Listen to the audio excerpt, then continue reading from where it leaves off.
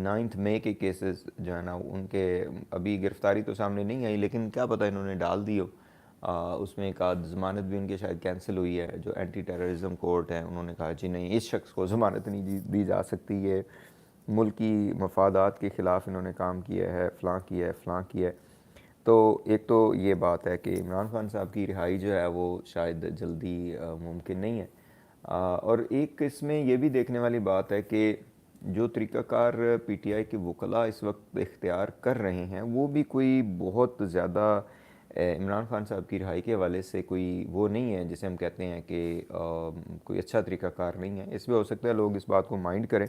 Reason उसकी ये है कि ये शेर अफजल मरवत साहब ने कहा था, वो तो शायद उसने उनको पार्टी से ही शायद निकाल दिया या उनको सस्पेंड कर दिया, वट एवर। लेकिन उन्होंने कहा था कि इस तरीके से तो सालों साल लग जाएंगे इमरान खान साहब को बरी करवाने में, कि एक केस में वो बरी हों, दूसरे में उनको पकड़ लिया जाता है, तीसरे में बरी हों, चौथे में पकड़ लिया जाता है, चौथे में बरी हों उसको उनको सातवें में पकड़ लिया जाता है। 200 तो केसेस किए हैं। तो इस तरीके से कभी भी इमरान खान साहब को जो है ना ये जेल से बाहर नहीं निकाल सकेंगे। और इसका एक तरीका जो शेर अफजल मरवत साहब ने बताया था कि वो कोई होती है, मेरे ख्याल है कंबाइंड एक वो होती है, कोई एप्लीकेशन होती है जो कि अदालत को दी जाती है कि भाई ये सारे केसेस हैं, इन सारे केसेस में जो है ना एक ही अदालत जो है ना वो सुने और इसके ऊपर डिसीजन दे और बरी करे। जिस तरीके से उन्होंने एग्जांपल भी दी थी कि ये नवाज शरीफ ने इसी तरह कार्रवाई डाली थी, इसी तरह ये लोग वो हुए थे, रहा हुए थे। तो कहने का मकसद ये है कि इमरान खान साहब को तो जो है ना वो नहीं छोड़ा जाएगा, लेकिन चूँकि बुशरा बीवी के ऊपर कोई और केस नहीं है और वो जो है ना वो किसी और केस में मतलूब नहीं है, तोशा खाना के केस में शायद वो हैं, वो हार शार जो उन्होंने या जो भी इधर उधर घड़ी की थी या कुछ ऐसे तोहफे थाफ में, उसमें हो सकता है कोई रोड़ा हटका के डाल दें। लेकिन लीगली देखा जाए, मॉरली देखा जाए तो वो नहीं है, तो हो सकता है वो उनको छोड़ दिया जाए। आज तो मुमकिन नहीं है।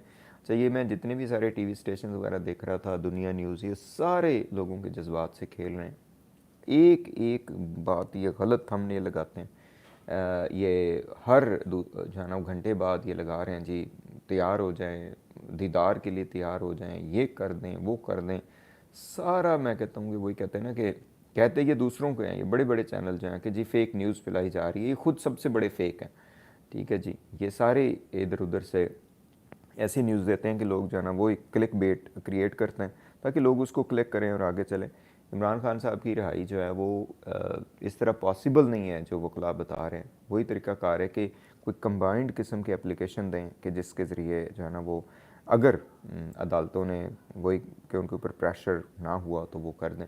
प्रेशर तो बहरहाल बहुत है, लेकिन फिर भी अभी हमने देखा कि 8 जजेज़ ने despite the pressure, despite the challenges उन्होंने फ़ैसला दिया। तो हो सकता है इस तरह के हम जो है ना जजेस के सामने एप्लीकेशंस आएँ और वो फ़ैसला दे दें कि इमरान खान साहब को रिहा किया जाए। झूठे जाली केस है, पॉलिटिकल विक्टिमाइजेशन है। इसमें पीटीआई का एक और रद्द-ए-अमल कहते हैं सामने आ रहा है कि वो जो chief justice Islamabad high court हैं, क्या नाम है उनका, आमिर फ़ारूक साहब, उनके ख़िलाफ़ भी कोई रेफरेंस वो दायर कर रहे हैं, which should must be done.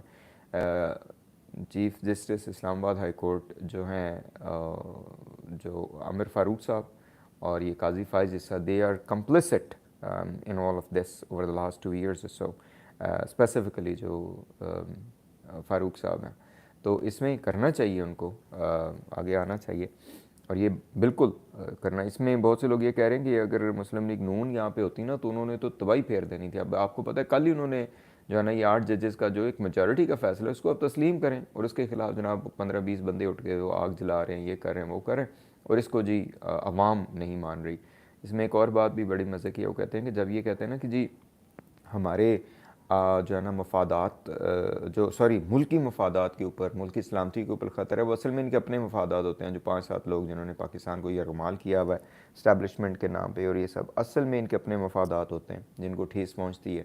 और वही मिलिट्री के अंदर इस्टेब्लिशमेंट के अंदर भी एक इस्टेब्लिशमेंट है जो पाकिस्तान की इलियट है, जो कहते हैं कि हमारा ही कंट्रोल रहे। तो असल में इनके अपने मफादात होते हैं, उसको ये मुल्की मफादात का नाम दे देते हैं। तो इमरान खान साहब का रिहाई जल्दी मुमकिन नज़र नहीं आ रही, अनलेस के कोई ड्रास्टिक मेजर्स लिए जाएं और उनके हवाले से जैसे हम कहते हैं ना कि